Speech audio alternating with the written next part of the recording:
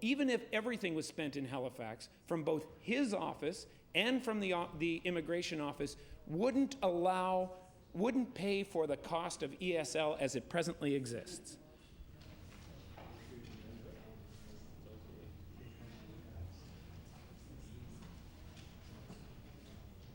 The Honourable Minister of Education.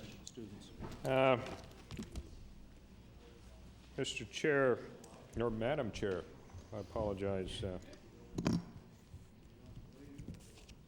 The money which has been available from the Department of Education and the Office of Immigration, of course, is over an 8-month period, and if you multiply that by 12 over 8, it comes out to roughly $525,000. In addition to that, Madam Chair, I responded in a question the other day. One of the reasons, perhaps, that Halifax would have 11 teachers as opposed to 8 or something like that, I'm not entirely sure, is because of the large number of international students who would come into the system and for which the board receives special funding. The money which accompanies those international students as student exchange is put into a separate account, and how the board would distribute that back for ESL for the people know. I can tell you that I'm pretty sure that it's not accounted for in their ESL expenditure. In addition, if we are operating on the premises that these 11 ESL teachers are dealing with students who are taking ESL period, then of course you would have to take the number of students with whom they deal and allocate the per student funding to them as well. So, when you're trying to determine the amount of money that would be available for ESL, it's probably a little bit more complex than simply looking at that line item. The Honourable Member from Halifax Citadel. Thank you, Madam Chair. The problem is even worse in the constituency of the Minister of Finance, where they don't have as substantial a portion of the supplementary funding provided to the Bedford area. So what you end up with is an area with high immigration, but no funding available through supplementary funding to ensure that those families who are looking for immigrants, and Bedford, as the Minister I expect would appreciate, is an area where immigrant families would have a significant interest in settling in. They have virtually no support. The 11.5 positions that I have mentioned are for areas outside the Bedford area almost exclusively. So my question again for the Minister, even accepting your figure of $525,000 annualized dollars, even accepting that every nickel of that went to Halifax, surely knowing what the numbers are in Halifax currently and what the underfunding is, you would agree that $525,000 is not a big enough envelope to even start to address this issue. Minister of Education. Mr. Speaker, Madam Chair, as I said to the honourable member, when you're counting up that ESL money that's available for ESL, you have to look beyond the line item in the budget, and whether or not there are ESL teachers out in the Bedford schools, I don't know. I would be surprised if there was sufficient need out there that the board would not provide that service. That doesn't seem to me to be consistent with my understanding of how the Halifax Regional School Board operates. The collective thing, is there enough money? And I had answered that some time ago. I thought, is that take any portion of education and and you can always say that there is not enough money. I was reading a little book of quotes last night, or the best things, or the 1,000 or 2,000 best things ever said, and one of the quotes in that was that if you rob Peter to pay Paul, I can tell you that Paul's not going to complain. Member from Halifax Citadel. I'm not sure whether that proverb sort of makes it through my thick brain in the circumstances, Madam Chair. But perhaps the minister will have an opportunity to bring more wisdom and an answer to the following question. Last year, I'm wondering whether or not the minister, I'm aware of these figures, and I frankly am not, so I'm open-ended with respect to the answer to this, but it's apparent from the questions and answers that have been asked so far that it's appropriate to ask this. Last year, funding for education increased by 2%, and total revenue in last year's budget, I think, increased by a little bit more than that. This year, funding for education in this budget increased by about 5.5%, and I'm wondering whether or not revenue and expenditures are greater globally for this government this year, the increase, than that 5.5%. The Honourable Minister of Education. I suggest that he may wish to refer that question to my colleague, the Minister of Finance. The Honourable Member from Halifax Citadel. I guess the frustration that flows from this, Madam Chair, is that this government last year spoke about protecting education, and the protection of education meant that you barely kept pace with inflation. And this year, we have an increase of $500 billion in revenue that were spent in a variety of different directions for this province, and it was said to be an education budget. It was put on the front page of certainly the provincial newspaper, the Chronicle Herald, that there was this education budget coming down the pike, but what we found was that the increases for education weren't as great as the increases for health, and I'm just wondering whether or not the increases in education at 5.5% are greater than or on par with the overall averages in the increased spending in this budget.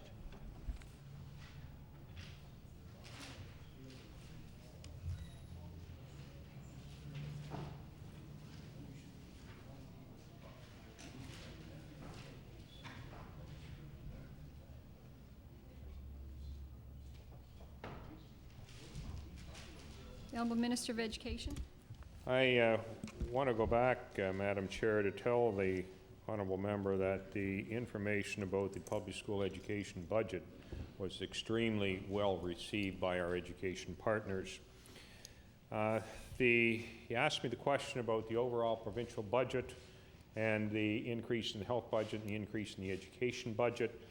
Indeed, this was advertised as an education budget, and if you go out and ask any of the partners, they will tell you, yes, indeed, it was an education budget. And we're very proud of that. Now, one of the things that the honourable member does know is that we have a 5.9 overall increase in the education budget and 5% in public education. Yet the numbers of students, the numbers of pupil in public education is going down. So we have a declining population, yet an increasing budget. And he would also know is that the funding that school boards receive is based on September the 30th, 2004, yet the population for whom the bulk of that spending is intended will be the students who are there in September 2005, and as you know, the population is going down.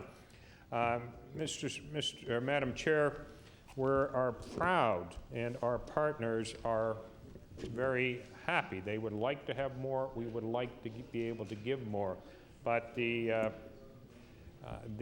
effort that the government has put forth to enhance public education has been very well received by our partners.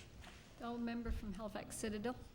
Your Honor, I just had the image of Oliver Twist in the orphanage scene at the start of that movie where people who have been fed just gruel for a long period of time go up and ask for more and are expected to be thankful for what they receive in the circumstances. I won't compare the minister, in fairness to him, to Mr. Bumble, but nonetheless, I think there is something to be said about the fact that this government has fed the Nova Scotia School Board so lightly and its partners so lightly that as soon as they receive anything, they're thankful to get whatever they've received.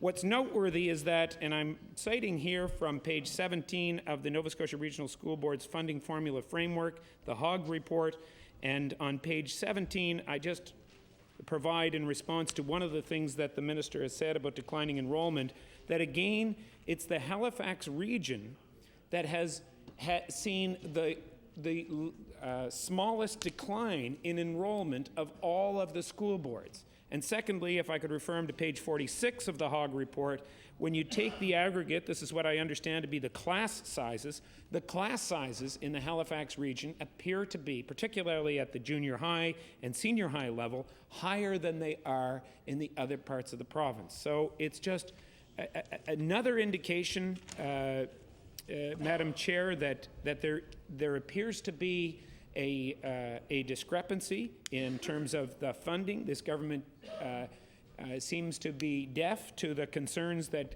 come up, certainly to the members of the official opposition, and in my constituency, where they hear complaints from constituents on a regular basis that the school board that the funding for constituencies on the opposition side of the benches are lower, not universally, I accept, but certainly in the metro area, they are lower than they are in other regions of the province. I would offer one other comment before I go to a new line of questioning, and that is that if the funding increase in education is 5.9%, and the increased amount of the overall budget is in the range of $500 million new dollars, it strikes me that the increase in the overall spending in this particular budget is close to 10%. It may be in the range of 8 or 9%. So for an education budget, the increase in education didn't even keep up to the average for the increase of the total budget, which I guess reflects some of the sentiment and the minister's penchant for continuing to sort of cheerlead the status quo, and it's on the status quo that I would like to touch. Scholastic achievement. The minister indicated that we've actually ranked above other provinces in some areas. Today's Parent Magazine did a consolidation of the test scores that are the national test scores, the SAIPs. The minister would be familiar with those. They are the standard by which provinces are ranked. And just a few years ago, the last consolidation that happened ranked Nova Scotia students disappointingly 10th out of 10. Now, the minister has indicated that we're doing in some areas better than other provinces. Can he indicate to this House whether, on a consolidation of the current SAIP tests, whether we're no longer 10th or whether he'll concede that perhaps we are still 10th out of 10 provinces?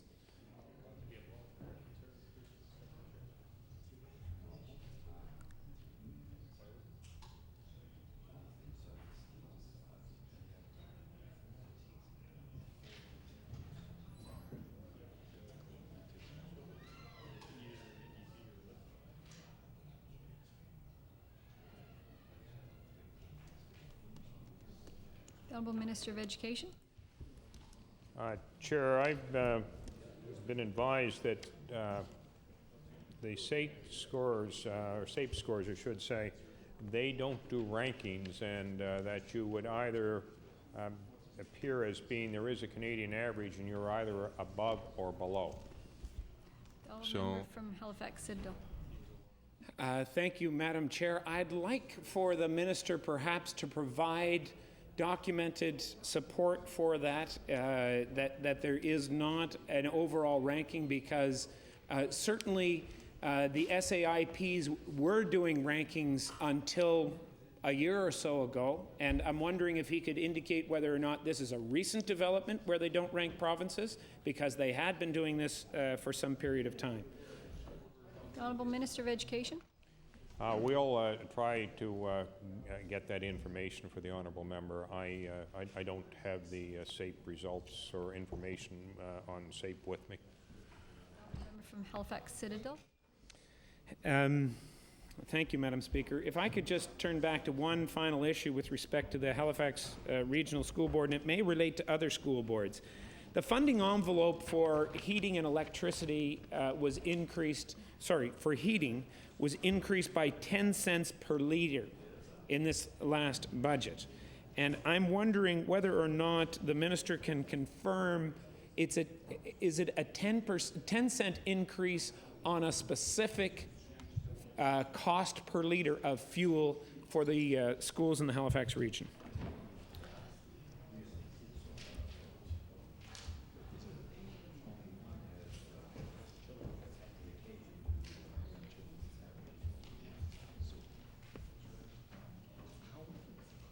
The Honourable Minister of Education.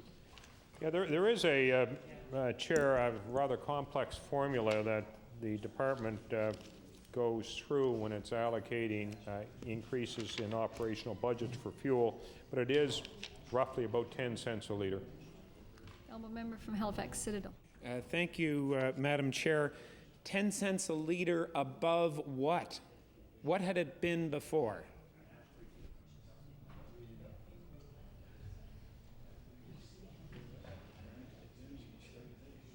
The Honourable Minister of Education. Again, we don't have that information with us, Chair, but the additional money that's been allocated for energy costs for next year is about $2.6 million. The Honourable Member from Halifax Citadel. Thank you, Madam Chair. I'm wondering whether or not the minister could provide to this House a copy of whatever information is available. Obviously, if the department is saying that they're increasing fuel amounts by 10 cents, the department must know 10 cents above what figure, and I'm wondering whether or not the minister would provide an undertaking to the House to provide us with an indication of what that amount is. The Honourable Minister of Education. Yeah, well, no, certainly, Madam Chair, we'll do that. The Honourable Member from Halifax Citadel. Thank you, Madam Chair. Madam Chair, I'd like to turn to the general subject of special education. And before I do, I would again reference the reports that have been prepared back in June. I'm trying to think of the year. I think it was June of 2002. The report with the acronym, I'm sure the member from Timberley Prospect would remember the name, the acronym of the CERC.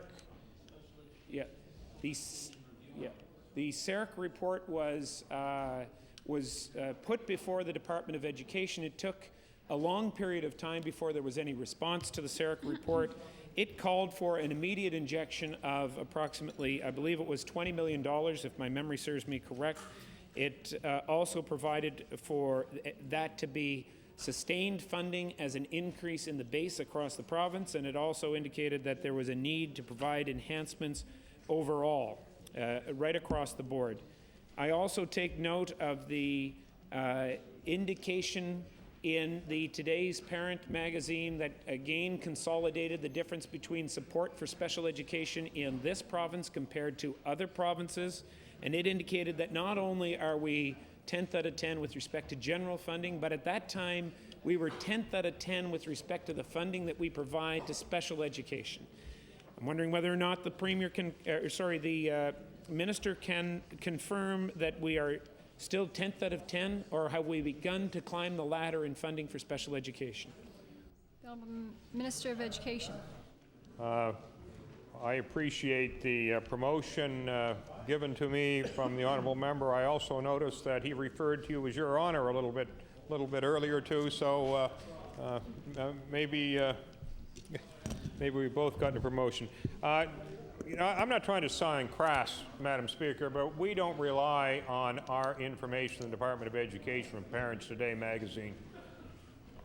The Honourable Member from Halifax Citadel. Thank you, Madam Chair.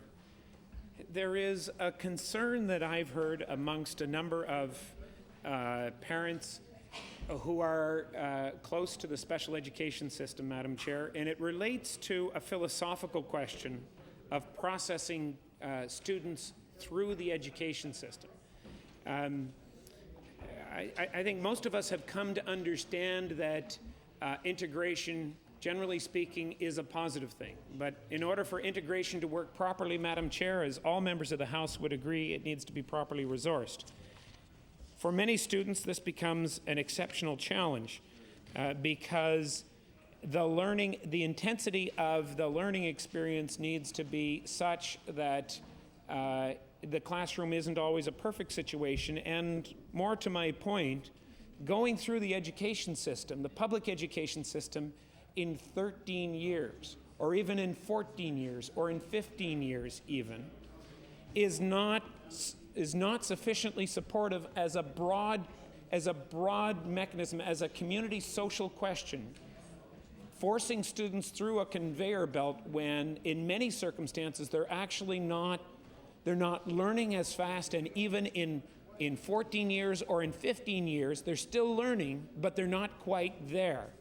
And they get dropped off a cliff, and that's the way it feels for many families. I'm wondering whether or not the minister, as a general question, is prepared to entertain a discussion about whether or not there would be, in his mind, ample room for broadening the period within which somebody goes through the public education system to ensure that those people who don't learn as fast as others and who are continuing to learn at grade 12 aren't finding themselves with a here's your coat, what's your hurry signal from the public education system. The Honourable Minister of Education. Madam Chair, the point that the honourable member makes is something that has been debated regularly for some years, and I expect will continue to be debated. The debate between integration, full integration, and the separate classes. I can give you an example. I know some people who used to teach what we would call, quote, special education classes, particularly those for young people who were,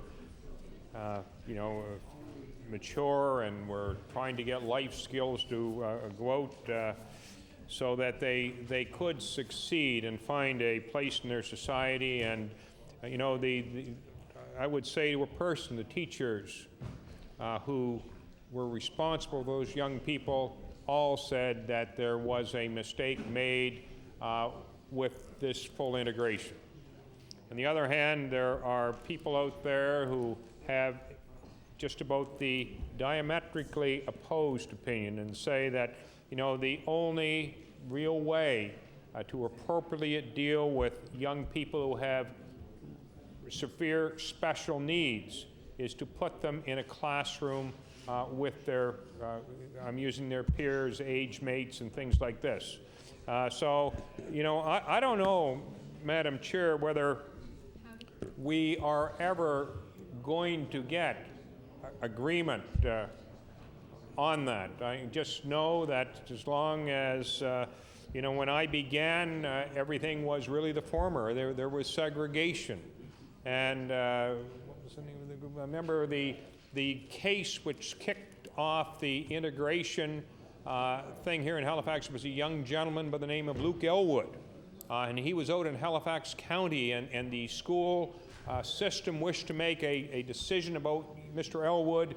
The parents did not agree with that, and actually they were going to go to court to straighten that out. But there was sort of, as the honourable member, as a lawyer, the resolution came on the steps of the courthouse on the way into court. And our system in Nova Scotia has been changed dramatically ever since. And one of the organizations that was very strongly involved in this was I think it's called the Association for Community Living, and the honourable member is probably with that. However, getting back to special education, and you did mention the CERC report, and we are acting on all 34 recommendations of that report. And we give the school boards targeted funding for special education, of which a minimum of $48 million must go to support students with special needs. And school boards also use some of their non-targeted provincial funding for special education. Last year, we put an additional $2.5 million in to increase professional support services to help students with special needs. And that means that more students are getting more access to resource teachers, speech-language pathologists, school psychologists, more assistive technology, and more programming options. In this year's budget, in the 2005-2006, there was a direct increase of over $3.5 million into core professional services, reading recovery, professional development for reading recovery, assistive technology, assistance to boards to deal with children who have autism, and also autism services within the Department of Education. And in addition to that, Madam Chair, there is the over $1.6 million which is going into schools for smaller class sizes. So the additional dollars that are going into what we will call, I guess you could say, special education services is about $5.2 million. Thank you, Minister. The honourable member for Halifax Citizen. Just want to one final urging before I turn it over to the member from Richmond who has a question to ask. One is that if down the road, Minister, we start to call things an education budget, I'd urge you to ensure that at least the funding for education is above the average for the budget increases overall. Secondly, specifically with the point, and I know the Minister the Minister of Community Services is here. On the last question that we just dealt with, there needs to be better support for those people who've gone through the education system and are trying to transition into community services. There's nothing for many of these people in special education. And those are my questions. Thank you, Minister, for your answers, and to your officials as well. Thank you. I'll recognize the honourable member for Richmond. Mr. Chair, to the Minister, Minister, you're aware that parents, students and teachers in the Strait Regional School Board are extremely concerned with the announcement of the Hogg report, which would see a significant amount of cuts to funding in the Strait Regional School Board, which has the lowest student population and the greatest geographic area. Your colleagues have indicated there will be no cuts in funding for this fiscal year. There's absolutely no assurances that have been given for the future. The board has already predicted up to 75 teachers would have to be cut if the Hogg report is adopted in full. What assurances can the Minister give today to parents, teachers and students in the Strait Regional School Board for the coming fiscal years that your government will continue to appropriately fund that school board in light of the challenges that it faces? Thank you, member. The Minister of Education. Although I do appreciate the honourable member, Chair, talking about the Strait Regional School Board, I want to tell you that this province is concerned about all school boards. And, you know, for example, and this is why we are going back to the boards and asking them to reflect upon the recommendations that Mr. Hogg has made. And I can also, and I believe we've gone on record before, and this, Mr. Chair, is that we have said that no board will be disadvantaged this year or in the future because of the recommendations of Mr. Hogg. Thank you, Minister. The honourable member for Richmond. Well, Mr. Chair, that's quite a assurance from the Minister. So let me understand correctly. What you are saying is that the current funding that the Strait Regional School Board receives as we speak will continue in years ahead as far as you're concerned, and that they will not be faced with any cuts in their fundings due to the Hogg report or any other changes being implemented by your department. Is that what I can take of the Minister's statement? Good, ma'am. Thank you. The Minister of Education, we have about 1 minute left in the time limit. Mr. Chair, let me rephrase that for the honourable member. I would guess that if the Strait School Board didn't have any students or their numbers really catastrophically disappear, then obviously there may be the need for less money.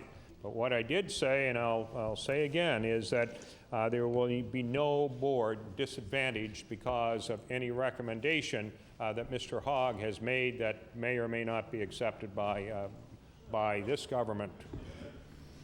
Thank you, member. It's about 10 seconds remaining in your time allotment. Let me just finish by saying, what you are saying is the Hogg report would recommend significant cuts to the strait. You are saying that even though the Hogg report's adopted, you will not allow those cuts recommended by his report to affect the strait. Order. Time has allotment for the Liberal Party has.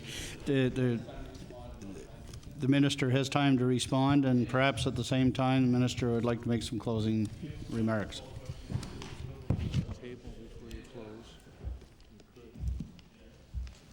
Thank you. Let me go back, Chairman, with the agreement of the official opposition. The Hogg report has not been adopted. And the process right now is that Mr. Hogg, along with the department officials, will be going out back in meeting with school boards.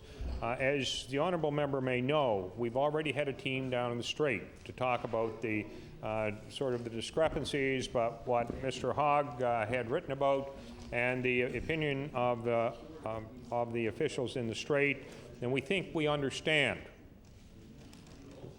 perhaps why there is a difference. But I will repeat what I said, is that no board will be disadvantaged because of any recommendation that comes from Mr. Hogg's report. Now, whether that talks about relative dollars or absolute dollars, I can't comment on that, but to be quite frank, it's like anything else. You want to know the truth, you bring people up, you don't beat people down. Thank you, Minister. Now, having said that, Mr. Chair, with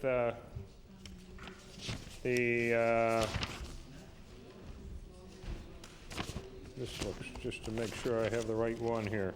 I do have some closing remarks, if people want to hear them. There they are. Yeah, this is a little thinner than the other versions.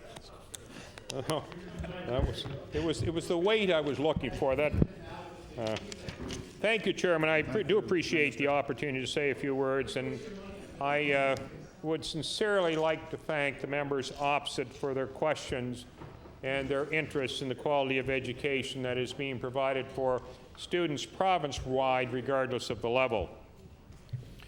And as I mentioned in my opening remarks, we value and appreciate the importance of accountability, and we do want to be accountable as a government. We also want to be accountable as a department for the quality of education that we provide for our students, just as the system is accountable for how it allocates taxpayers' dollars on education. This year's estimates debate did give us the opportunity to highlight some of the positive steps that we've taken, along with teachers, parents, school boards, and others, to improve education for our students. And I want to tell you, notwithstanding the comments made by certain members of the opposition, we are very proud and excited about the 2005-2006 budget for education. It is indeed an education budget, and it represents an increase of over $71.7 million over last year's budget, and that's about a 6% funding increase. And it's probably the largest increase in education funding that has ever been made by a government. Now, I see the honourable member from Richmond that I did explain the difference to that the other day. We're talking about this government's contribution. It does not include the money that comes from the residential property taxes. And when the honourable member from Clayton Park did raise that issue, it included the two of them. So, understandable, but we did go back and check that, Mr. Chair. I also want to remind the members opposite, in addition to $71.7 million already mentioned, we can't forget about the $12.3 million that's available to universities this year through the Memorandum of Understanding. What it means, Mr. Chairman, is there's an additional spending of about $84 million in education. And indeed, this government is making education a Nova Scotia priority. Much of the funding is going to support the new initiatives with the goal of helping more students succeed and to reach their full potential. Our primary focus continues to be on helping students improve their reading, writing, and math skills in the public schools. There will be more books and professional development, smaller class sizes, and more support for students with special needs. Students will benefit from an additional $1 million in new books, and we're also working with schools, community, and other partners to introduce the first provincial breakfast program. Mr. Chair, the library is an important part of a student's educational experience, and we know that they need more support. And because of that, school boards will receive more funding this year to help rebuild and refresh their library collections and to hire library technicians to better support students as well. Our commitment to ensuring students learn and our teachers teach in a safe, healthy, and learning environment will continue. We will continue to build new schools and to make additions and alterations to existing schools, adhering to the priorities identified by school boards. And Mr. Chair, we will continue to work with our partners in post-secondary education. Our commitment to the Nova Scotia Community College Growth Plan continues. We will also move forward with our skills agenda. Chair, this year's education budget will open the door to many exciting and rewarding new opportunities for students. It's a budget that will help more students reach their full potential. A budget that will see the start of a brand new education plan to support student learning in the years to come. In closing, Mr. Chair, I'd like to thank the staff of the Department of Education who have assisted me during this year's debate. We, of course, had Deputy Cochran here for the first 2 or 3 days. We now have Mr. Sweeney here, and we have Mr. Uden here. We have folks up there in the balcony like Ben McIntyre and Chris Beckett, who is my EA. But as importantly, as I know that certain members know, and some of you don't know, that these proceedings in this chamber are being televised, and we have staff, a number of staff back at the Department of Education who monitor these things and do provide the information when I don't have it at my fingertips. And for those of you that have had to watch television for the past 11 hours, I thank you very much for your contribution as well. To the communications staff, Bill Turpin is usually up there, and he's not there now, but and also, just before I close, Mr. Chair, and I mean this most sincerely, I want to say a very special thank you to the thousands of people in this province that work in our education system, including the teachers, the school boards, community college, school advisory councils, crossing guards, you name it. We've got a remarkable group of people who work in our education system. And I also want to say, you know, our education system is very, very good. I'm not saying that it can't be improved, because anything be improved. But when people criticize our educators and our system as being second-rate, it basically makes my blood boil. And because I know we have a very fine education system, and I wish that certain members on the opposition bench would stand up and more frequently acknowledge that. So these people will feel good about what they're doing, and we can move forward. To the parents, I want to thank them for keeping informed and being involved in support of their child's learning, or as parents supporting people who are going into higher education, or the men and women who have partners and whatnot that are in higher education. Education really is it's a group enterprise, although we tend to think of it, everybody's on their own. I have every confidence that we are heading into the best year for education in this province in our history, and I thank everybody who is going to be a part of it. Thank you very much. Thank you, Minister. Shall the estimates of the Department of Education stand? They stand.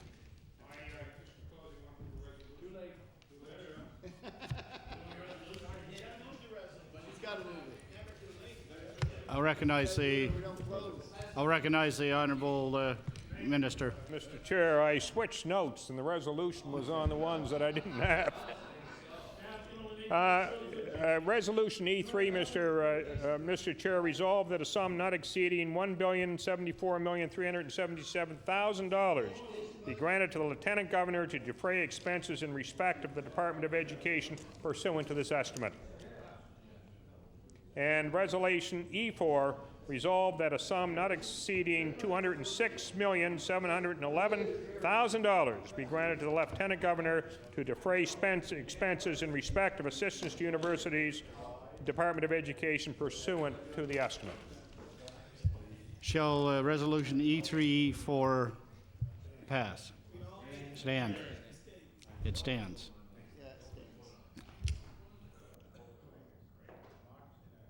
Recognize the Honourable Government House Leader. Yes, Mr. Chairman, would you please call the estimates of the Minister of Community Services?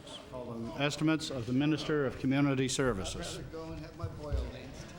Thank you, Mr. Chair. Over. The Minister of Community Services, would you like a moment for your staff to arrive? Okay, I guess we're switching over here. Can we move over to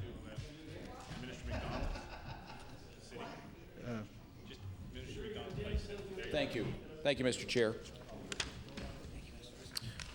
Would the Minister like to wait till the staff have an opportunity to arrive, or would you like to start?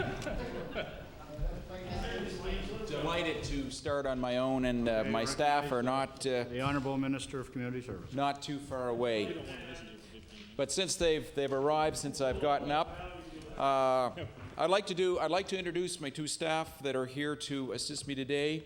George Hudson, who is the Senior Director of Finance and Administration, and new here in the chamber, but not new to the department, is Bonnie LaFranc, who is actually filling some pretty big shoes. And I'd just like to mention that previously, I think Clem Henneberry was here for 32 years? 32 years. And I can tell you that Bonnie will do a great job carrying on the quiet competence that Clem brought to this chamber, and his excellent way of coming up with answers to some of your very specific questions. Anyways, today I am pleased to present an overview of the important work of the Department of Community Services and our work to help support vulnerable people in our province.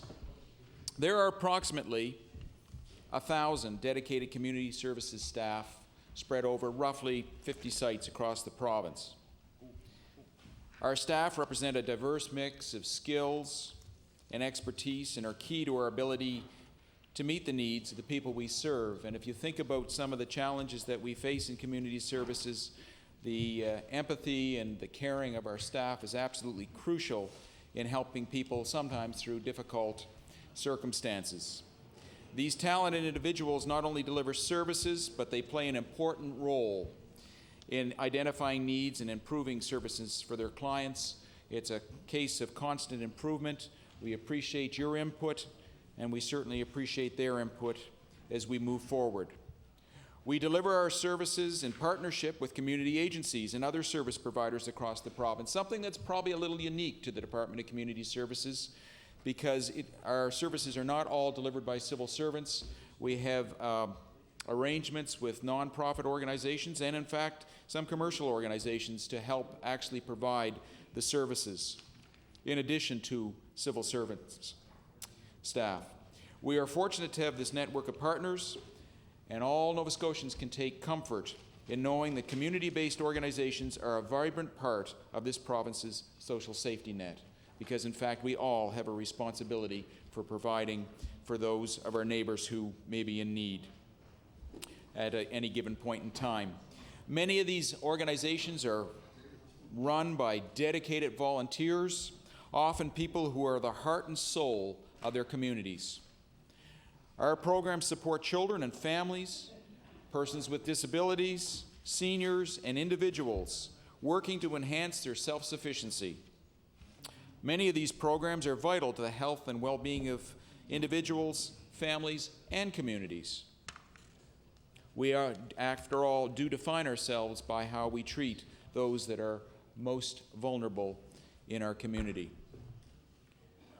There are 4 main program areas in the Department of Community Services: services for people with disabilities, formerly known as Community Supports for Adults, a name change which I think is perhaps more descriptive of what's actually done in that area; employment support and income assistance for those that need financial assistance and assistance perhaps in pursuing a career; family and children services; and housing services. Last year, we initiated or expanded work to improve these programs. And this year, we will continue to support these activities and will introduce new initiatives to enhance services for Nova Scotians in key program areas. To support these activities and program growth, in 2005-2006, we'll see a $22 million increase in net program spending and a much larger increase in gross program spending. I am especially pleased to say that we are making improvements to our programs in consultation with our partners and the people we serve. And I would add that we look forward to your comments to further directing us, because in past estimates I will tell you that your questioning has made a difference in the way that we have gone forward in our many programs. As one example, last year we conducted a large-scale consultation process regarding community supports for people with disabilities. The feedback we received shaped new and enhanced programs that are being made available this year. Implementation is supported with $1 million in new funding last year and another $1 million in new funding this year. We are also working closely with representatives of the child care sector to make improvements and enhancements to Nova Scotia's child care system. We began this process late last year when a working group of child care representatives and department staff was established to review subsidy rates. I'm pleased to say that earlier this year we implemented their recommendations by introducing increased subsidies that reflect the higher cost of caring for younger children. Our work has now evolved to developing a broader plan for child care in Nova Scotia in anticipation of perhaps more child care funding following a commitment in the 2005-2006 federal budget. The province has been making improvements to its child care system since launching the Early Childhood Development Initiative with the federal government in 2001. And since then, new federal dollars have been added to provincial investments to increase the number of subsidized child care seats, provide higher subsidies for low-income families, increase the salaries of early childhood educators, and help children with special needs participate in child care. All, I think we would agree, are laudable goals and ones that we hope that we can build on. For the last several months, I've been in discussions with my provincial and federal counterparts regarding a new national agreement on child care. These discussions have resulted in proposals that would see $20.4 million federal dollars added to child care in Nova Scotia this year alone. Although this funding will not address all our child care issues, it represents an opportunity to greatly expand our current supports to families, and I'm sure that throughout the estimates there may be some interest in where we are with those negotiations to conclude the bilateral agreement. I look forward to further discussions with my colleagues and the eventual signing of this agreement. On the affordable housing front, this has also been a priority initiative for our department since signing the first phase of the federal-provincial Affordable Housing Agreement. The Affordable Housing Program continues to grow, providing new housing options for low to moderate income Nova Scotians, and again with the focus on low income as our greatest priority. To date, the federal and provincial governments have announced more than $19 million to create close to 400 new or renovated affordable housing units. The second phase of the agreement, signed in early 2005, will now result in a total cumulative investment of $56 million by 2008. Our second call for affordable housing proposals received a very positive response. And I guess what I would say, Mr. Chair, is that it is starting to catch on. People realize there's an opportunity out there to create more affordable housing for their communities, and we're very pleased that they're now taking advantage of this opportunity. We are now in the process of reviewing these responses in consultation with community representatives. Community Services also provides many other housing supports to low and moderate income homeowners and renters in Nova Scotia. These services include repair programs, rent subsidies, property tax rebates for seniors to help them stay in their home, and public housing. Last December, we were pleased to direct additional equalization funding to improving public housing maintenance and enhancing repair programs for seniors and low-income Nova Scotians. I appreciated the tremendous effort that was put forward by staff to help us shape these programs and put in the extra time that would be required to implement them, never without a complaint. In fact, I would say that it's a great reflection on the staff of the Department of Community Services and our sister organizations with the enthusiasm with which they received this additional $11 million in special infrastructure funding. We'll continue to focus on housing supports throughout the coming year. With regards to services for people with disabilities, earlier I mentioned our successful and productive consultation on residential supports for people with disabilities. This year, additional funding is being added to continue implementation of new options for adults with disabilities. Starting with the Direct Family Support Program launched in January of 2005, which will help adults with disabilities remain at home with their families if that is the best option for them. This program complements the Children's In-Home Support Program by enabling support to continue after an individual reaches the age of 19. A seamless transition, if again that is what is in the best interest of the family. The second program is supported apartments, which encourage independent living. This program is successfully in place in some areas of the province. Those areas that had it when it was delivered under the municipalities' programs, but with the upload, this will now be an opportunity to further develop and offer it in more areas right across the province so that all people with disabilities that are best suited for the supported apartment model will now have that opportunity to enjoy them as we roll it out throughout the year. The alternate family support program is also expanding and will support families who welcome a person with a disability into their homes and to become part of their family. The introduction of these programs has been an important step in improving services for people with disabilities and reflects the inputs of the many consumers, families, caregivers, advocates, and staff who participated in the consultation process, and it was great to have the agreement amongst all those groups that these particular programs should go forward post-haste, which was done. With regards to employment support and income assistance, enhancements continue to be made in the employment support and income assistance program. For the second year in a row, we're increasing the amount of assistance. Starting October the 1st, people receiving income assistance will see a $6 per month increase in their personal allowance. This is the second year in a row we've increased it after a great many years where it was left frozen. The shelter component for single employable adults is also being increased to help address gaps in their ability to find affordable housing. Renters will receive an additional $50 per month, that is single renters, an additional $50 per month, while people in a boarding situation will receive an additional $25 per month, again effective October the 1st. The numbers of people receiving income assistance continues to decrease as more people move towards self-sufficiency, a very good development for everybody involved, not only the clients, but clearly the community, as they are then able to make their contribution to making their community and this province a better place to live. Last year alone, more than 10,000 people participated in an employment support program.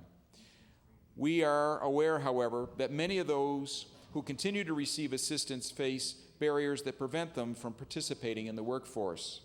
For that reason, we are reviewing our employment support services and how they are delivered to help ensure that appropriate and responsive services are available to meet the changing needs of our clients. This is a fundamental difference in where we are going with the Employment Support and Income Assistance Program as opposed to the collection of municipal and provincial programs that were there before. We are investing significantly in our clients to try to empower them to move forward and obtain a career and make a more meaningful contribution to their communities. A good investment, Mr. Chair. Mr. Chair, these are just a few highlights of the work being done to strengthen Nova Scotia's social safety net. I look forward to the members' questions and comments and welcome the opportunity to share information once again on our programs and services. And with those very brief opening comments, I turn it over to you, sir. Thank you, Minister. And I'll recognize the honourable member for Dartmouth South, Portland Valley. Thank you, Mr. Chair. Well, this budget actually reminds me of a children's story. Many of you may be familiar with it. It's The Emperor Has No Clothes. And I find it interesting that while the real nature, I think, of the budget and the department is sort of camouflaged in what's been presented, I think my colleagues and I will be able to uncover its weaknesses and to show it for what it really is. I think something that's happened within the last year from the department, I think sort of symbolizes the change in thinking that may be happening there. And it's interesting because my first year in the legislature, I remember reviewing about a year ago the Department of Community Services annual accountability report. And I noticed that this year it's called the business plan. And I think that's a very significant change because in last year's report, there were significant accountability measures in there. So one could actually see what the department was progressing towards. This year, those accountability measures are really missing. And I think it's part of what I'm going to call a bit of a cover-up in terms of what's really driving this particular budget. It's interesting to see also that in the business plan, there's reference to developing a social policy framework for the government. And I think our party's been instrumental in pointing over the last number of years that there hasn't been such a framework and principles. And I'm sure that may account in some respects for sort of the piecemeal, inconsistent, and to my way of thinking, unfair approach that has been evolving under this government, especially through this department. And I was amazed to see that the start they're going to take on developing the social policy framework is actually to do some preliminary research, and that's the only accomplishment towards that particular goal. So while developing it sometime long in the future is a worthy goal, it does not excuse the imbalance that's becoming more obvious, and that's the focus on saving money or denying citizens of this province their right to programs and services over serving the most needy and most vulnerable of our citizens. Now, I've mentioned this before in the House. There's a number of different things that the department is doing. They are delaying, they're downloading, they're underfunding, they're limiting access, they're reviewing, they're freezing, they're confusing, they're adding procedural loopholes so that the people being served by the department are resorting to frustration and fear and despair and are beginning to feel like they're second-class citizens.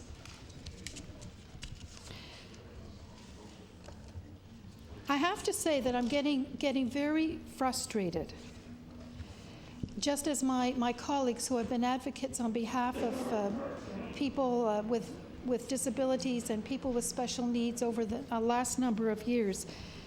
And so I'm looking for some answers and some action from the minister and his colleagues.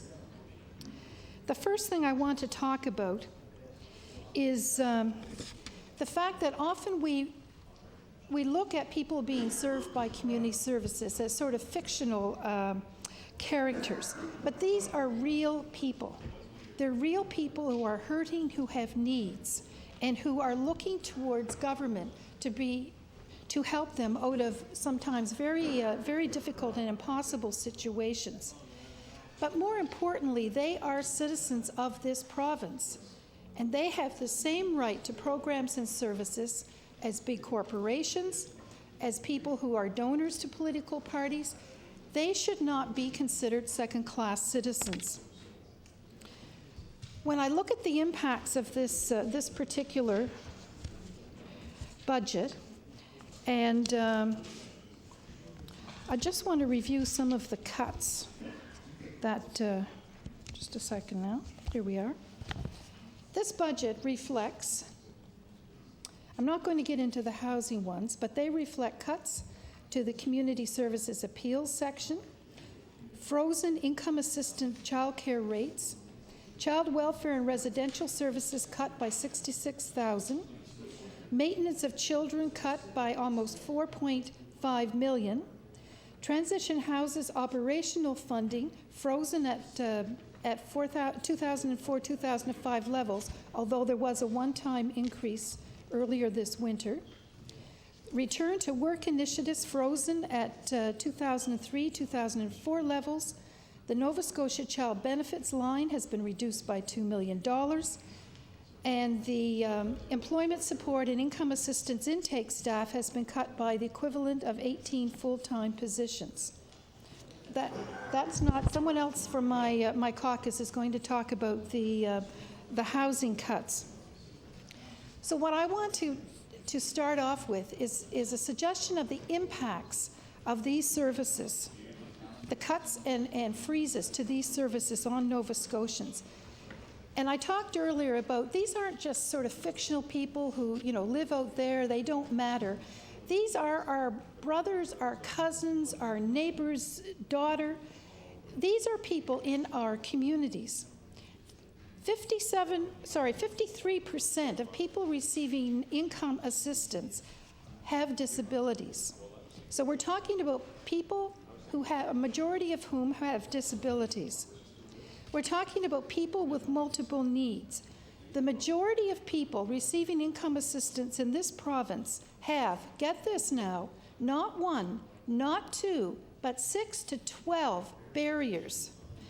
These include things like low literacy rates, low marketable skills, lack of access to child care, and mental health issues, any one of which would be very, very significant. The majority of people receiving social assistance have 6 to 12 of those barriers. Also, this budget impacts unfairly on women and minorities. Women are 52% of our population, and we know that they make up about half of the paid workforce. Yet 70% of them have part-time jobs. 60% of them work in occupations receiving low wages. In our province, women do the majority of unpaid caregiving, whether child or elder care. They're the majority of our volunteers, and they also put most of the time in on housework. And there's a gender wage gap. The earning power of women in our province, while crucial to the financial stability of their families, still remains low. A woman earns 72 cents for every dollar that a man makes in a similar job. In fact, women, these figures come from the Advisory Council on the Status of Women, and they have done some research to show that women have to have the equivalent of a certificate or diploma as a post-secondary education level in order to make the same amount of money that a young man graduating from high school makes. So these are all proven facts. So any budget that cuts programs and services or does not provide adequate programs and services to women and children is an unfair budget. And that's the point I want to start off with. So I'm sure the minister is anxious for my first question. I want to ask, I'm very concerned about the lack of operational increases in services in women's services in Nova Scotia. And I noticed that in your department's administration budgets, almost every line that relates to operating costs has increased. So for example, senior management, operating costs have gone up 5% over the past 2 years. Policy and information management, operating costs have increased 20% in 2 years. Corporate services unit. Now this has actually gone down, but there's a new line called program and operations support, and that has actually increased slightly over last year. So my question to the minister is, if your department recognizes that it needs increased operating costs for its own administration and program services, why don't you budget for increased operating costs for the non-government organizations and the individuals served by your department who are struggling to make ends meet? The Honourable Minister of Community Services. Yes, thank you, Mr. Chair. And Mr. Chair, I'd say somewhere in there was probably at least a couple of dozen questions, and I will try to go through them. First of all, I appreciate the member's concern that we've gone to an accountability report. I think that was your point, or we've gone to a business plan instead of an accountability report, and actually I think I can help the honourable member in that regard. Every department comes out with a business plan, and the accountability report addresses how we've met those targets that are incorporated in the business plan. So we have both. We have a business plan and an accountability report, and I suspect that that has been the case for some time. With regards to the suggestions that we're denying services for people, I have a little trouble understanding where that's coming from. We're expanding our affordable housing program and continue to do so, and have publicly committed to fully implement the federal provincial affordable housing program. We were the first Atlantic province to sign the first phase. We were the first Atlantic province to sign the second phase. We're committed to carrying that out, so that to me would seem like an enhancement of services or expansion of services. With regards to services with people with disabilities, as part of the Community Supports for Adults Renewal Initiative, one of the things that was pointed out in this is that there were not enough services for people that were higher functioning. They had a disability, but it was not a significant impediment to their functioning, and that's why we came out with the Direct Family Support Program. That's why we came out with the Supervised Departments Program, and that's why we've come out with the Alternate Family Support Program. So that is all about rounding out the continuum of services which were perhaps not all there previously. So again, that I would suggest is an enhancement of the service, and I have to question the premise of the statement that we're denying services.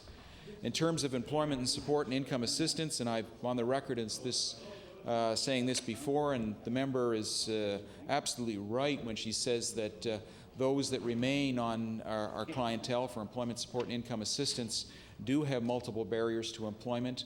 It requires more investments in them to help them get to a stage where they're able to make those really necessary changes that will allow them to pursue a career. I know that with the creation of the Employment Support and Income Assistance Program, there was now a balanced approach, and a couple of years ago we invested about $16 million in our clients, and this past year I think it would be closer to $17 million. That's just from my perusal before starting the estimates. And you make mention of funding for child welfare services. That actually is a very positive development, because while the number of children in the care of the minister and being cared for by our district offices and child welfare agencies is going down. The complexity of the cases continues to become more challenging, but we are working to try to get a provincial-wide coordination through the government's process, and we're doing very well in terms of working with the various child welfare agencies.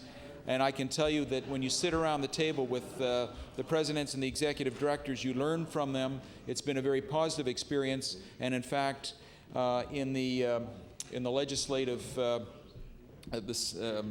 committee that you chair, you head the president of the chairman of the President's Committee in, along with some other very distinguished members of the child welfare sector, and they made some extremely positive comments about the working relationship between them and the department, and in fact them and me as minister.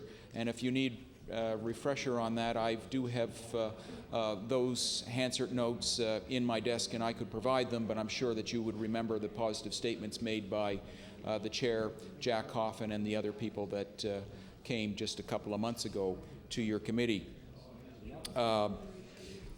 With regards to the suggestion there have been cuts in the department, again, I'm afraid I have to challenge the whole premise of that statement. Last year, with a $28 million increase from estimate to estimate, we actually had the second largest increase of any department in government, and this year at $22 million, and again, that's net because the gross is a much larger increase. That is the third largest increase. You mentioned that you felt there were certain cuts, and you went into some detail on them, and what I would encourage the honourable member to do is to get up and ask them one at a time so that we could properly address her concerns. I think the Nova Scotians will find in many cases, in fact, they're not cuts, they're significant enhancements to the services provided by the department. The member also expressed concern that about things that pertain to the gender of the clients that we serve, and I would say to the honourable member that the services we provide are non-discriminatory. If you meet the criteria as being in need of those services, then we provide the services. We do not discriminate based on gender. The member mentioned concerns that some of the operating lines were increasing at the rate of 5%, and she was concerned that other areas had not increased accordingly. I would suggest to the member opposite that with the agreement, what's the name of the group? I think it's the management, or it's the non-union. It's the non-union. MCP, the management compensation. Yeah. With some of the specific references she made to my office and other parts of the department operating in a head office, she would be aware that there was an agreement for a 2.9% increase, which was not shown in last year's estimates, but that is incorporated in this year's estimates, along with an additional 2.9%. So that is just basically goes from the template that was worked out in our labor negotiations, and it is now being shown in the Department of Community Services instead of the contingency account that's held in finance. So that addresses some of the members' concerns, and if she wants to be more specific, I'd be pleased to try to answer those questions. The honourable member from Dartmouth South, Portland Valley. Thank you, Mr. Chair. I shake my head. I don't want to spend all of my first hour sort of rebutting back and forth about facts, but you did raise the issue of housing, and I'd like to suggest that any progress in housing is too little, too slowly. And I wonder why your department's actually playing around with the housing budget. 2 years ago, only half of what was budgeted was spent. Last year, it was overspent by $15 million, or 54%. So I'm wondering, are you using the housing budget as your balancing fund for the department, rather than creating a proactive plan for affordable, safe, adequate social housing?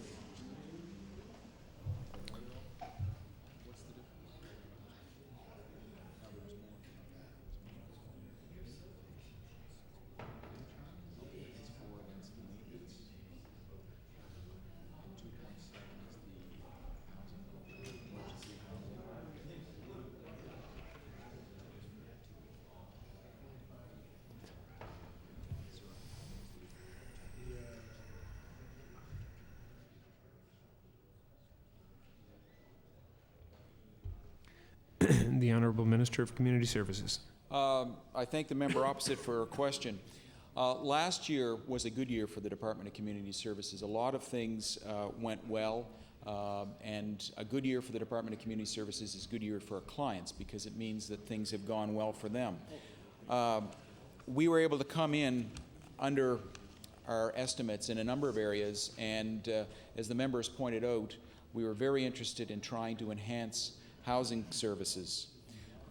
In that regard, early on, before the $11 million strategic infrastructure announcement in November, we came up with an extra $2 million that went into Plus repairs and housing authorities, one each. $2 million that went into the strategic capital assistance program, or seniors capital assistance program. That's to help them with their emergency home repairs, public housing emergency repair program. The public housing emergency repair program, which is for families to help them with emergency repairs. So we're talking about people below a certain income level, basically low-income people that otherwise might not be able to continue to stay in those homes. As an MLA, when you do your constituency work, you would know that there's nothing quite so gratifying as being able to help a family stay in their home when they have no way of knowing how they're going to ever raise the money to fix their roof or address their dry well, or it could be any number of problems. So there was $2 million that went in there. There was an extra $1 million in housing. Public housing. There were in maintenance, and that's Housing authorities. Yep. yeah, okay. $1 million was put in to enhance the maintenance in the 7 regional housing authorities, and then subsequent to that, with the announcement of the $11 million strategic infrastructure monies that came from the federal government restoring our equalization monies to where they were a couple of years ago. They'd cut $128 million and then they put $132 million back in. Consistent with the Premier's commitment, $11 million was provided to the Department of Community Services to enhance their programs. And in fact, about 2/3 of that went into affordable housing. There was an additional $4 million that went into the housing authorities, half of which was for interior maintenance. That's $2 million. $1 million was for exterior maintenance, and there was $1 million that was used for to enhance their access to emergency generators and elevators, something that we are hearing back from them and the and seniors. What's the name of that program that the Senior Citizen Secretariat was doing? That's good. And we were also advised back through the Senior Citizens Task Force as they were going around meeting with seniors across the province that these were things that were being looked for by seniors. In addition to that, we added yet another $2.7 million to emergency housing repairs, and again, I've already gone over that. That's SCAP and FERP. And at the end of the year, the government put an extra $4 million into what I refer to as the Nova Scotia Housing Development Corporation's rainy day account, also known as the Deferred Federal Contribution Account. And while it's called the Deferred Federal Contribution Account, the money comes from the province. So that perhaps addresses some of your questions about where the extra money came from for affordable housing. It was very, it was wonderful to be in a position to start to address the waiting lists for some of these programs and to, in many cases, eliminate them. The Honourable Member from Dartmouth South Portland Valley. I guess my question wasn't so much about where that money was spent, but why there's such an inconsistent track record in terms of money invested into affordable housing in this province. And it appears to me that there's no plan that the government's sticking to, that it's just used as a balancing factor. Certainly my caseload does not reflect the fact that there's more affordable housing in the metro area. One of the largest demands on my office time is for people who are looking for nonprofit housing or trying to get into to housing that's managed by one of the housing authorities. And there seems to be a long record of people living in the housing authority managed properties of, not the repairs, renovations, the health and safety factors, all kinds of things are at risk because they aren't getting enough money to be able to maintain those properties. And I'm astounded, quite frankly, to hear the minister say that last year was a good year for the Department of Community Services and for our clients, because it certainly wasn't a good year for many of the programs. I remember sitting down with some of your middle management people and talking about the wait list for people with disabilities. It used to be the Community Supports for Adults program. And as you're aware, there's very strict eligibility criteria for people to get accepted into that program. In the metro area, there were, during the winter, 100 people. Now, these are the most needy people in the metro area on that wait list. And when I asked why it was so long, I was told that they are not entitled to the services and programs for people with disabilities, that it's only as resources allow.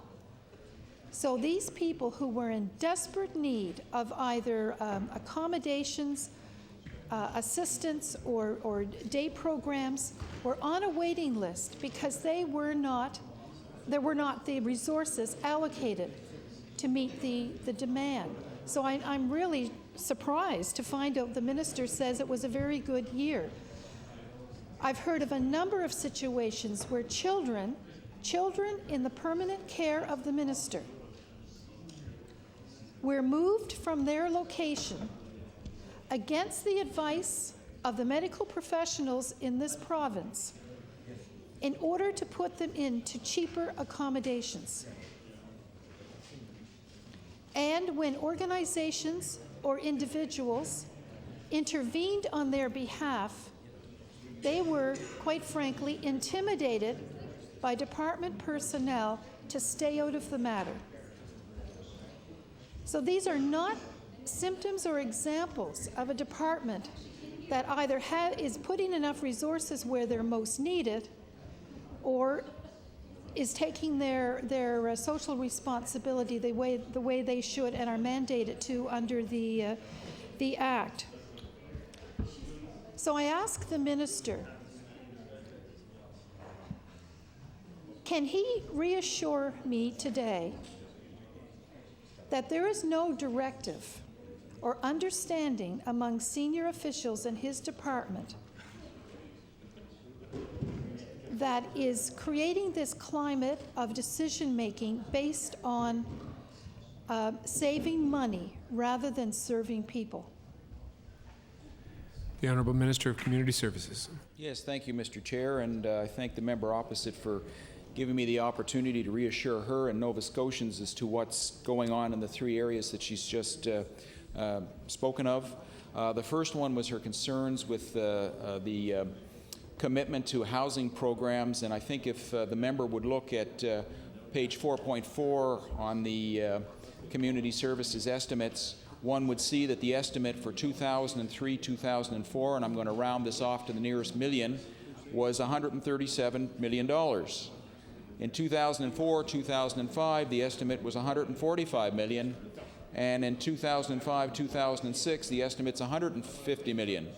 So if you're concerned about the actual services that we're providing to our tenants and the people that are dependent on those programs, I would suggest that there have been significant increases each and every year, and it is going nowhere but up. As to where the monies come from to finance those programs, I concur that we are always looking for opportunities to further enhance them, and will continue to do so as the opportunities arise. But as the Minister of Education indicated in his closing remarks, there's not a government department where we would not like to be able to do more, and that is not likely to change. Whether it be health, education, community services, roads, we would all like to be able to do more, but I am encouraged that we've been able to deliver consistent large increases in the housing programs section. With regards to direct family support, you made reference to concerns about waiting lists. And in fact, in my previous answer, I addressed it that specifically, pointing out that the greatest pressure... Order. But there's a lot of noise in the chamber right now. If people have conversations, could they please take it outside? Thank you. Sorry, the Honourable Minister of Community Services. Thank you, Mr. Chair. With regards to the waiting lists for the services for people with disabilities, in my previous answer, I spoke of the need for the direct family support program, the supervised departments, and the alternate family support programs. And those were areas where there was agreement, not only within the department, but within all the people that took part in this process to come up with this plan and this strategy. And we're acting on it. Where there was agreement, we've taken action. And in fact, that is shrinking the waiting lists. And we think that it's a very good investment in that area. And that's why there was a $1 million increase in new money in that budget, in our budget last year, and there's another $1 million increase this year, again for the very purpose that the member was so passionate about, and that is reducing the waiting lists. And we are making progress, and we feel that we are putting people in more appropriate settings than perhaps what they were before, because before there was not the continuum of services that was necessary to address their individual circumstances, or at least not to the extent that it should have been. So I think that's a very positive development, and I would suggest that there are fewer people waiting today than there were before, and that this time next year there'll be fewer again. But one is too many, and we will endeavor to try to accommodate everybody as best we can. With regards to your specific suggestions that certain professionals have made suggestions that we've been making decisions that are not in the best interest of children in the care of the minister, which at this point in time is me, and I hope will continue to be so for a time. I take these concerns very seriously.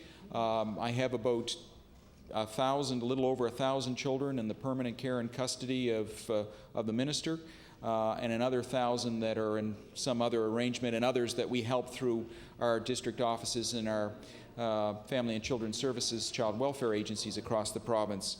If you have specific details of a particular case, I would certainly encourage you to table them, and we will certainly look at them. We help thousands of children in the run-of-a-year, families and children, and they're all important to me. They're all important to my department, and they're important to this government. And if you have specific details of cases, we would invite you to please table them so that we can take the appropriate steps to review your concerns.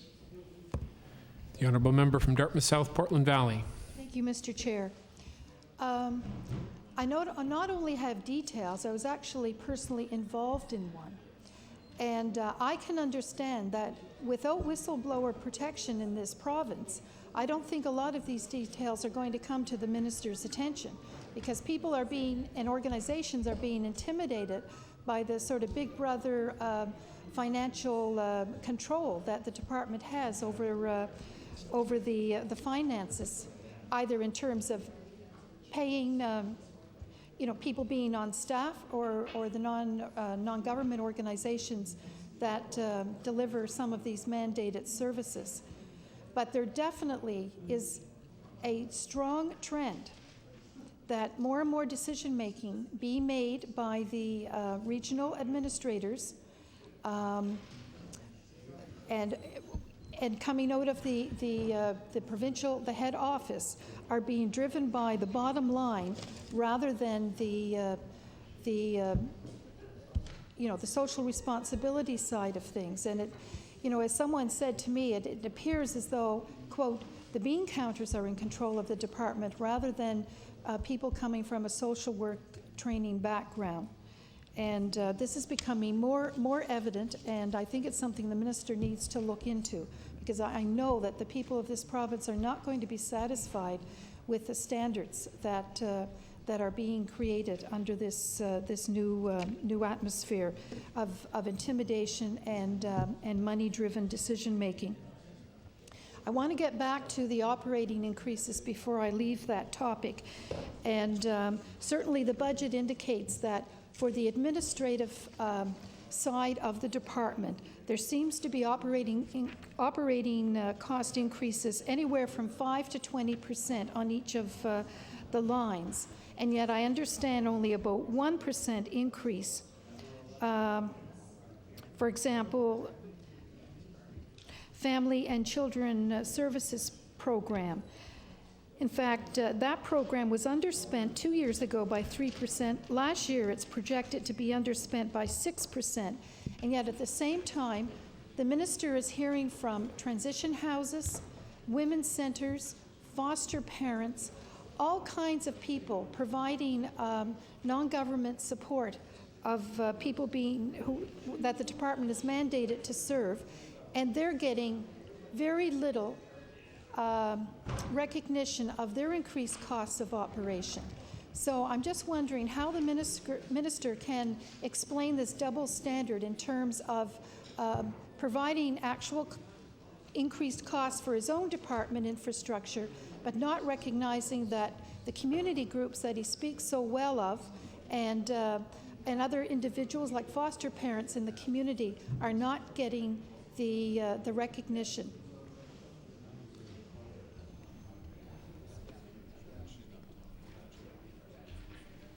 The Honourable Minister of Community Services. Again, there's a few topics that the honourable member spoke of, and all are worthy of a response.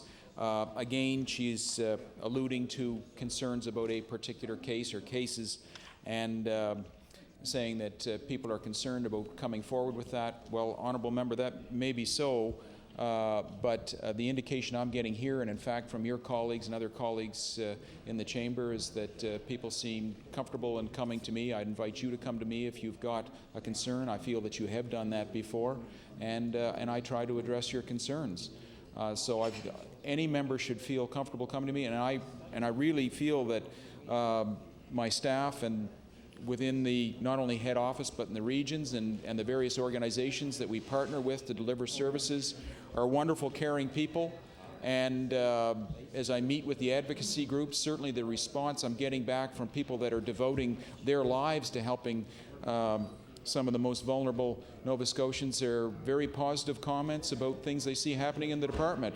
So, you know, I would invite you to bring this information forward.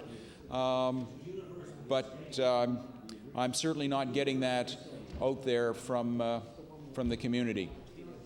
Also, you were questioning about shifts within the department. There was a creation of a new section in the department which was to focus on operations, and it has drawn from some of the existing departments. There was not an increase, but it was a reorganization, and that does make it harder to compare from one year to the next some of those programs. But I would just say that there was not an increase in the size of the department to accommodate this, and we feel that it's been a positive development. You also made reference to the money under the Family and Children's Services section.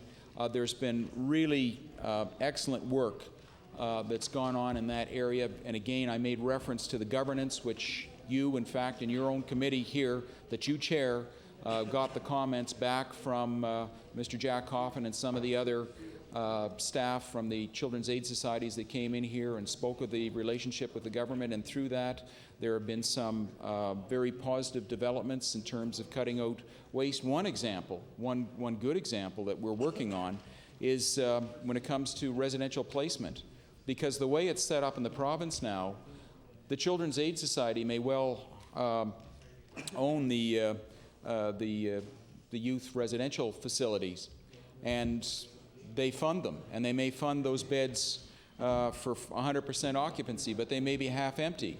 Well, in the next county, perhaps there's a different Children's Aid Society, and they're looking for beds, and this just doesn't make sense that we not use those beds that are available. If the fit is right, we want to make sure that that they have the opportunity to use those facilities. And clearly there's no benefit to having wasted resources. So by working with the presidents and the executive directors and their boards, we're moving forward to a resolution in that area. Governance has been a challenging issue here. It is a very sensitive issue because a lot of the people that are involved in these agencies are off in the heart of the community, and it's nice to have them working positively towards this, as again was clearly evident by the testimony that was given to you during your legislative subcommittee meeting with the chairman and some of the key people in that sector. So I would suggest it's a reflection on good things happening. There are fewer children, we're taking better care of them, and we're going to also continue to move in that direction with improvements with your assistance in areas of adoption, which is absolutely the best possible outcome for children if in fact they are in the permanent care and custody of the minister. But it is also cheaper from the point of view of the department if children are in loving and caring homes than in residential settings. So a good outcome for the children, a good outcome from the adoptive parents, but it also frees up resources within the department to invest in other areas which are more pressing. The honourable member from Dartmouth South Portland Valley with about 2 minutes left. Thank you, Mr. Chair. I'm somewhat amused. I have to admit that about, I'd say 95% of the presentations that we get at the Standing Committee on Community Services are raising concerns about the department. But it's interesting that the minister zeroes in on, the one or two individuals who may have had something positive to say. But I want to get back to another issue.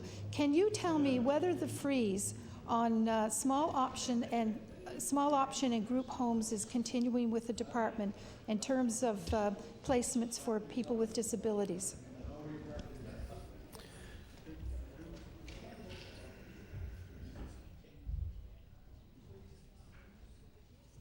The Honourable Minister of Education. I thank the members opposite for her question. Without going into expanding the one area of the continuum where we've clearly earmarked once again additional monies, the funds are in the budget to address the current demands out there in the system to make sure that we fund them fully, and there is some provision for slightly more, but the main focus is to get the other end of the continuum, which really has not been properly developed to this point in time until the announcement of these 3 programs in place. And when that's in place, we'll have a better idea of where our clients should be so that we can best serve them, and then we can make decisions on whether we need more small option homes or other facilities for people with disabilities. The Honourable Member from Dartmouth South Portland Valley. Well, to all intents and purposes then, the freeze is still on, and I find it interesting, and this is typical of the renewals that happen in the department, that the renewals sort of put the responsibility back on the community and the family. So I'm not surprised that you're putting a little bit of money in there for in-home supports for families who are going to keep their members with disabilities after the age of 18 at home, and yet keep the freeze on. Order, please. We've reached the moment of interruption. I recognize the Honourable Government House Leader. Yes, Mr. Chairman, I move that your committee do now arise and report considerable progress. Thank you. The committee will rise.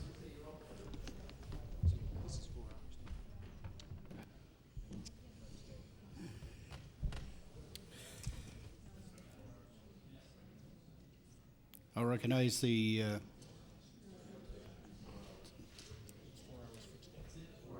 4 hours. Yes, I'll recognize the Government House Leader. We'll just wait momentarily till the staff have an opportunity to pack up their supplies.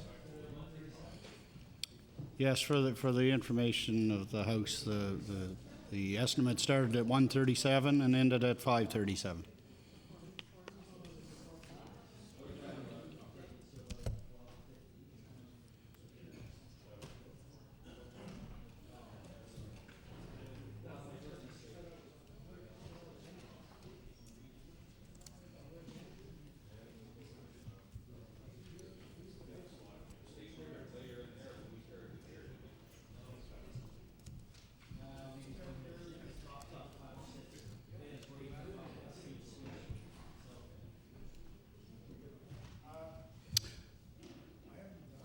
Okay, I recognize the Government House Leader.